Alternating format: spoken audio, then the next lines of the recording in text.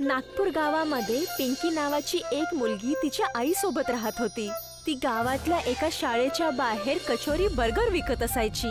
गरमागरम कचोरी बर्गर घ्या, जो एकदा खाईल तो खातच राहील। या या गरमागरम कचोरी बर्गर खावा। शाळा सुटल्यानंतर तिथले सगळे विद्यार्थी तिथे बाहेर येऊन गरमागरम कचोरी बर्गर खात असायचे। पिंकी, मला एक प्लेट कचोरी बर्गर दे ना। आणि असं सगळे विद्यार्थी कचोरी बर्गर खूप आनंदाने खात असायचे। विद्यार्थीच नाही, गावातले काही लोकही तिथे येऊन कचोरी बर्गर खायचे। पिंकी बाळा, घेऊन जाण्यासाठी कचोरी बर्गर पॅक कर। पिंकी बाळा, मला 2 प्लेट कचोरी बर्गर दे। तुझ्या हातातली कचोरी बर्गर बघून माझ्या तोंडात पाणी येते। धन्यवाद बापू। विद्यालयाच्या बाहेर रेखा आणि तिची बहीण शिका दोघेही कचोरी विकत असायचे, पण त्यांची विक्री होत नसायची। आणि हे सगळं बघून रेखा आणि शिका खूप जास्त जळत असायचे। हिच्या ठेल्यावरती तरी बघ केवढी जास्त गर्दी झालीये। इथले सगळे लोक तिच्याच गाड्यावरती जातात। हो दीदी, सकाळपासून आपल्या दुकानावरती कोणीच कचोरी खरेदी करायला नाही आलं। आपलं दुकान चालवण्यासाठी काहीतरी करावंच लागेल। पिंकी कचोरी बर्गर विकून घरी येत असायची आणि आजारी असलेल्या आईची काळजी घ्यायची। माहितीये आई, आज माझ्या हाताची कचोरी बर्गर खाऊन सगळ्यांनी तारीफ केली आणि माझे सगळे कचोरी बर्गर विकले गेले। ही तर खूप चांगली गोष्ट आहे। देव करो अशीच तुझी सगळी विक्री होत राहो। काही दिवसानंतर तिच्या आईची तब्येत बिघडते आणि पिंकी तिला सरकारी हॉस्पिटलमध्ये घेऊन तिचा उपचार करते आणि त्यामुळे ती कचोरी बर्गरचं दुकान लावू शकत नाही। तिकडे रेखा ह्या गोष्टीचा फायदा उचलून लोकांना तिच्या गाड्याकडे आकर्षित करत होती। या या, माझे कचोरी बर्गर एकदा खाचाल तर प्रत्येक वेळी खात राहाल। रेखा दीदी, कचोरी बर्गर द्या ना मला 1 प्लेट। आत्ता देते, उभाच राहा। तिच्या हाताची कचोरी बर्गर खाऊन मुलं बोलतात, हे कसलं कचोरी बर्गर आहे? असं कचोरी बर्गर खाल्लं तर आमचं पोटच दुखेल। तुम्ही पिंकी दीदी सारखं कचोरी बर्गर बनवूच शकत नाही। रेखाने बनवलेले कचोरी बर्गर कोणालाच आवडत नाही। तिकडे पिंकीची आई ठीक होऊन घरी येते आणि पिंकी दरवेळेस सारखं कचोरी बर्गर विकायला तिथे पुन्हा जाते। गरमागरम कचोरी बर्गर घ्या। मुलं पिंकीला बघून तिथे पळत येतात। दीदी, तुझ्या हाताचा कचोरी बर्गर खाल्ल्याशिवाय आम्हाला बरंच वाटत नव्हतं। चल चल, आता मला लवकर कचोरी बर्गर दे। बघता बघता तिथे सगळे गावकरी आणि मुलं तिथं कचोरी बर्गर वरती ताव मारू लागले। ज्याला पाहून रेखा बोलते, जरा बघ तिकडे, माझ्या हाताची कचोरी बर्गर कोणीच नाही खाल्ली। आणि ही पिंकी येताच तिच्या गाड्यावरती एवढी गर्दी झाली, हिला तर धडा शिकवावाच लागेल। रेखा पिंकीला धडा शिकवण्याची योजना बनवते आणि ती संधी मिळताच पिंकीच्या कचोरी बर्गर वरती दवा छिडकते आणि यामुळे लोकांच्या पोटामध्ये दुखायला लागतं। अरे हे काय? पिंकीची कचोरी बर्गर खाऊन तर माझ्या पोटात त्रास होतोय। अरे हो, तुम्ही एकदम खरं बोलताय। माझ्या पण पोटात त्रास होणं सुरू झालाय। आता तर मला इथून निघावंच लागेल। हो निघावंच लागेल। हिची कचोरी बर्गर खाऊन तर मुलांचं पोट खराब झालं तर? पिंकीला गावातली लोक तिथून हकलून लावतात आणि पिंकी रडता रडता तिच्या गाड्याला घेऊन तिथून निघून जाते। आणि हे सगळं पाहून रेखाला खूप आनंद होतो। आता आली ना एकदम जमिनीवरती। आली होती इथे कचोरी बर्गर विकायला। पिंकी एका झाडाखाली बसते आणि रडू लागते। आता मी माझ्या आईचा उपचार कसा करेल? माझा कचोरी बर्गर आज तर विकलाच गेला नाही। असं मी कचोरी बर्गर मध्ये काय टाकलं होतं? एक तिथून जाणारा म्हातारा माणूस पिंकीला पाहून पिंकीला बोलतो, बाळा, एक कचोरी बर्गर दे, मला खूप भूक लागलीये। नाही काका, मी ही कचोरी बर्गर तुम्हाला नाही देऊ शकत। ह्या कचोरी बर्गर मध्ये कुणीतरी काहीतरी मिसळलंय। काय करू बाळा, मला खूप जोरात भूक लागलेली आहे। मी हा ठेला बघितला तर तुझ्याकडे आलोय। नाही काका, ही कचोरी बर्गर तुम्ही नका खाऊ। माझ्याकडे 50 रुपये आहेत, हे घ्या आणि दुसरीकडे जाऊन काहीतरी खावा। त्या म्हाताऱ्याला पिंकीचा व्यवहार खूप चांगला वाटतो आणि तो म्हातारा त्या कचोरी बर्गरकडे बघून त्याचा हात उचलतो, ज्यामधून काहीतरी प्रकाश निघतो आणि तो जादू करून तिथून निघून जातो। आणि ही गोष्ट पिंकीला समजतच नाही आणि ती घरी जाऊन तिच्या आईला म्हणते, आई, आज मी कचोरी बर्गर नाही विकू शकले। माझ्या कचोरी बर्गर मध्ये कोणीतरी काहीतरी मिसळलंय। ज्यामुळे लोकांचे पोट खराब होऊ लागले. त्यासाठी मला तिथून हाकलून लावलं गेलं. काय कचोरी बर्गर मध्ये भेसळ? मला तरी खायला दे.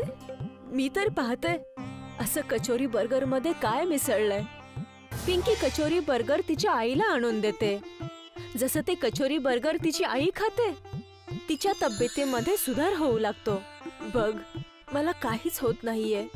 ना माझ्या पोटात दुखलं, ना माझी तब्येत खराब झाली. काय आई, तू खरंच बोलतेयस? आणि हे सगळं बघून पिंकी दुसऱ्याच दिवशी तिचा कचोरी बर्गर विकण्यासाठी तिथल्या जागी जाते. पिंकी, जरा कचोरी बर्गर दे बरं.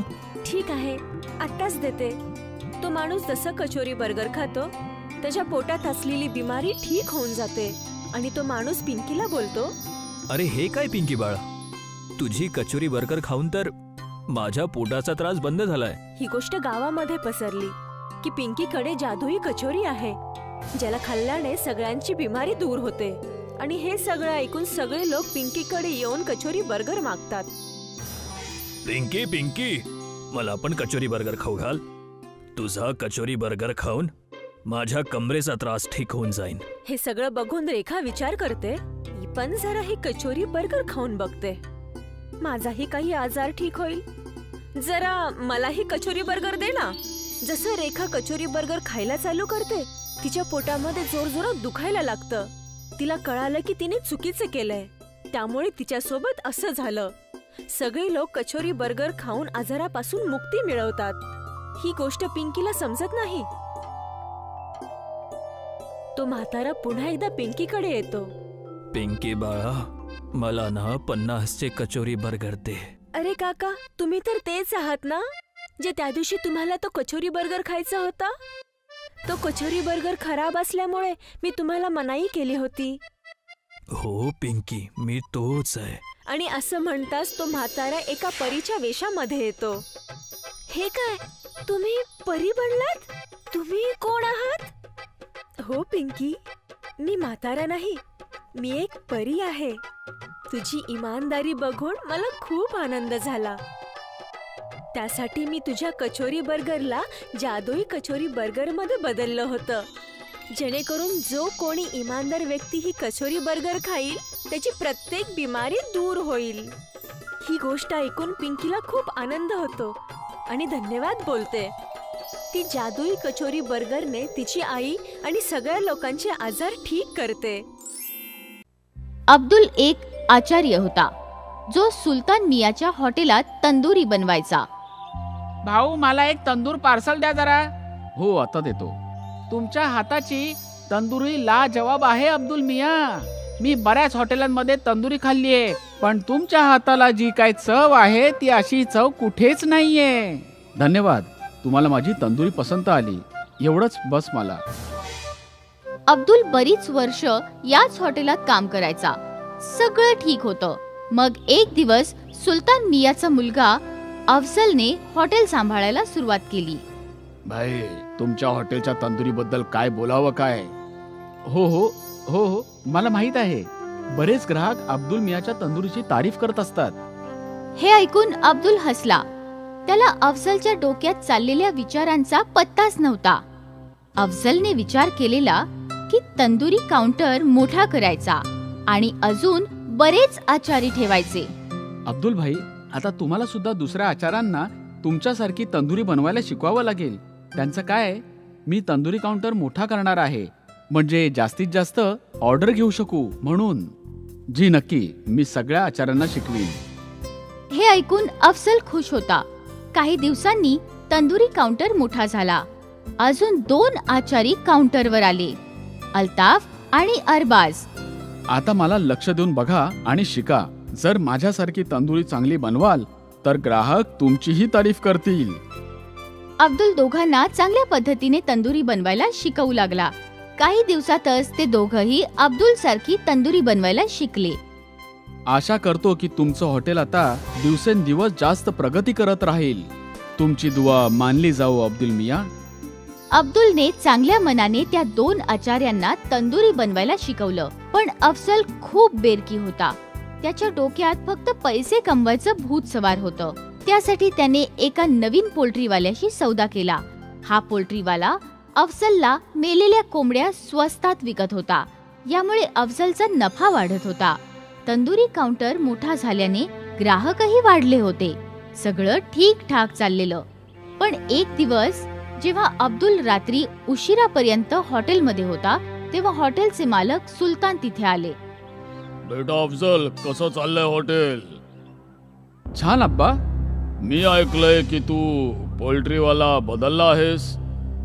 हो अब्बा, हा नवीन पोल्ट्रीवाला आपल्याला कमी किमतीत कोंबड्या देतोय. अच्छा, पण ते कसं काय? कारण त्या कोंबड्या आधीच मेलेल्या आहेत.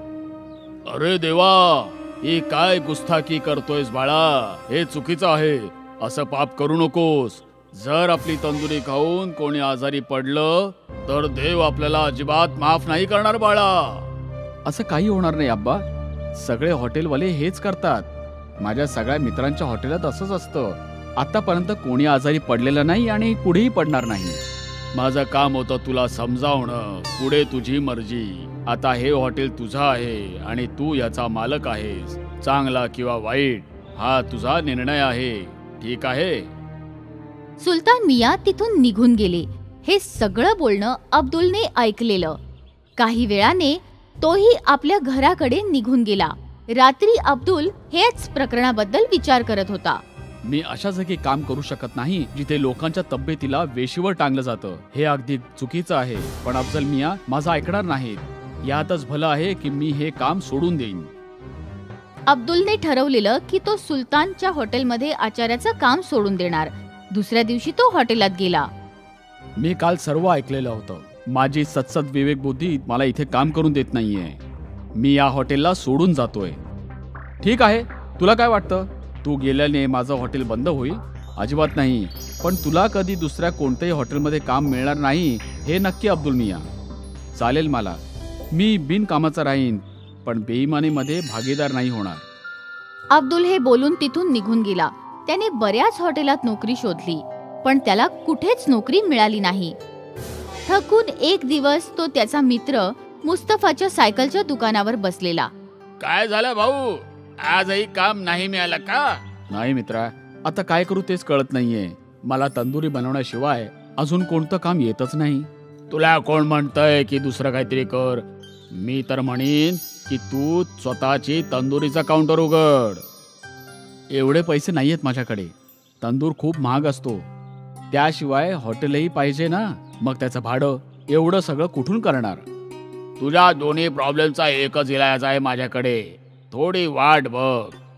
मुस्तफाने सायकलची 2 चाकं आणली आणि त्यात भोकं करून त्यातून एक सळई टाकली. हे तयार आहे. हे काय? समजावतो. मुस्तफाकडे एक हातगाडी होती. मुस्तफाने हातगाडीच्या वर पत्रा ठोकला आणि मग हा तंदूर त्या हातगाडीवर ठेवला. आता याच्या खाली जळणारे कोळसे ठेव आणि याला फिरवून फिरवून तंदुरी बनव. अरे वा, हे तर मस्त आहे. तुला कसं हे सुचलं? बस तुझी मदत करायची होती ना म्हणून सुचलं. धन्यवाद धन्यवाद मित्रा. दुसऱ्या दिवसापासून अब्दुलने हातगाडीवरून तंदुरी विकायला सुरुवात केली. अब्दुल तंदुरी बनवण्यात उस्ताद होता. हॉटेल नसल्याने त्याने तंदुरीची किंमतही कमी ठेवलेली. मुस्तफाच्या चालत्या फिरत्या ठेल्यावर ग्राहकांची नेहमी गर्दी असायची.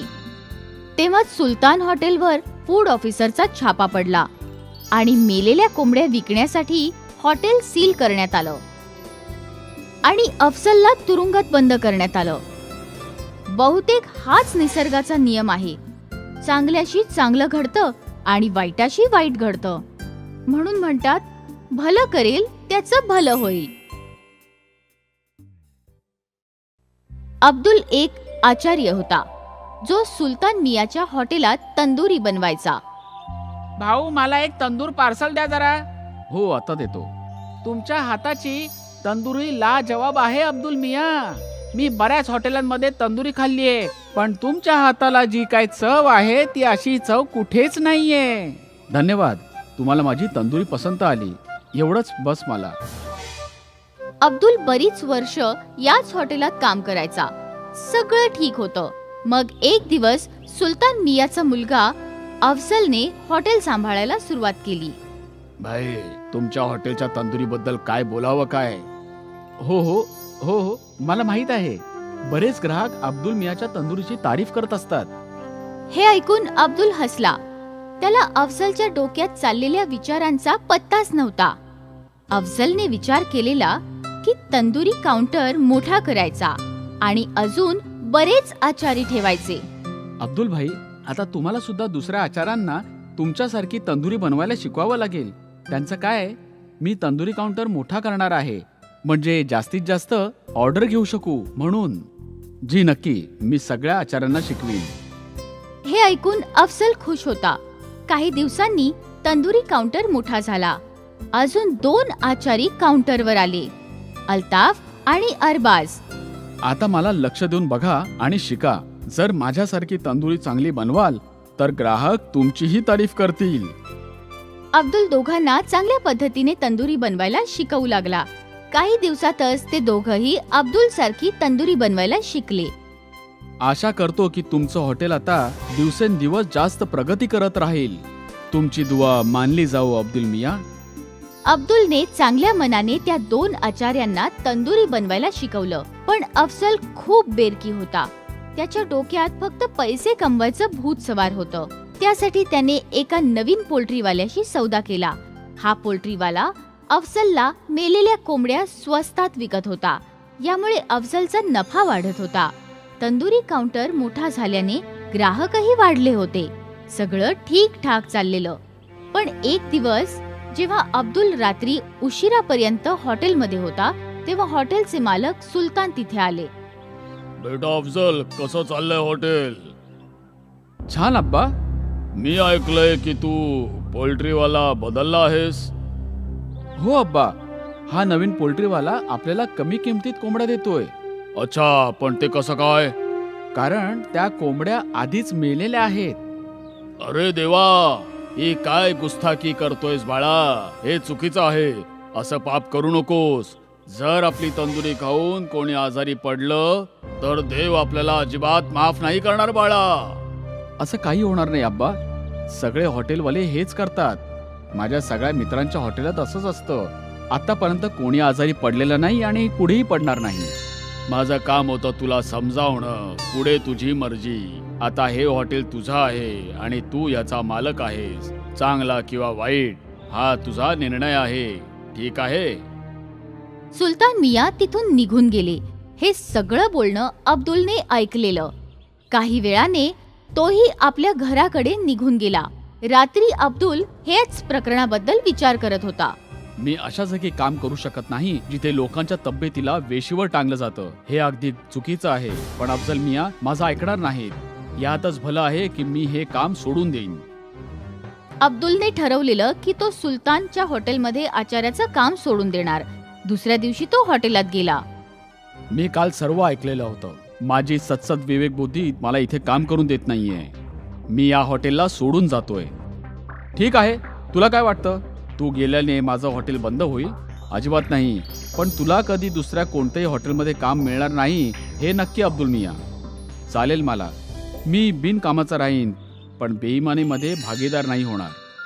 अब्दुल हे बोलून तिथून निघून गेला. त्याने बऱ्याच हॉटेलात नोकरी शोधली, पण त्याला कुठेच नोकरी मिळाली नाही. थकून एक दिवस तो त्याचा मित्र मुस्तफाच्या सायकलच्या दुकानावर बसलेला. काय झालं भाऊ? आजही काम नाही मिळालं का? नाही मित्रा, आता काय करू तेच कळत नाहीये. मला तंदुरी बनवण्याशिवाय अजून कोणतं काम येतच नाही. तुला कोण म्हणतंय की दुसरं काहीतरी कर? मी तर म्हणीन की तू स्वतःची तंदुरीचा काउंटर उघड. एवढे पैसे नाहीयेत माझ्याकडे. तंदूर खूप महाग असतो. त्याशिवाय हॉटेलही पाहिजे ना. मग त्याचं भाडं एवढं सगळं कुठून करणार? तुझ्या दोन्ही प्रॉब्लेमचा एकच इलाज आहे माझ्याकडे. थोडी वाट बघ. मुस्तफाने सायकलची 2 चाकं आणली आणि त्यात भोकं करून त्यातून एक सळई टाकली. हे तयार आहे. हे काय? समजावतो. मुस्तफाकडे एक हातगाडी होती. मुस्तफाने हातगाडीच्या वर पत्रा ठोकला आणि मग हा तंदूर त्या हातगाडीवर ठेवला. आता याच्या खाली जळणारे कोळसे ठेव आणि याला फिरवून फिरवून तंदुरी बनव. अरे वा, हे तर मस्त आहे. तुला कसं हे सुचलं? बस तुझी मदत करायची होती ना, म्हणून सुचलं. धन्यवाद धन्यवाद मित्रा. दुसऱ्या दिवसापासून अब्दुलने हातगाडीवरून तंदुरी विकायला सुरुवात केली. अब्दुल तंदुरी बनवण्यात उस्ताद होता. हॉटेल नसल्याने त्याने तंदुरीची किंमतही कमी ठेवलेली. मुस्तफाच्या चालत्या फिरत्या ठेल्यावर ग्राहकांची नेहमी गर्दी असायची. तेव्हाच सुलतान हॉटेलवर फूड ऑफिसरचा छापा पडला आणि मेलेल्या कोंबड्या विकण्यासाठी हॉटेल सील करण्यात आलं आणि अफजलला तुरुंगात बंद करण्यात आलं. बहुतेक हाच निसर्गाचा नियम आहे.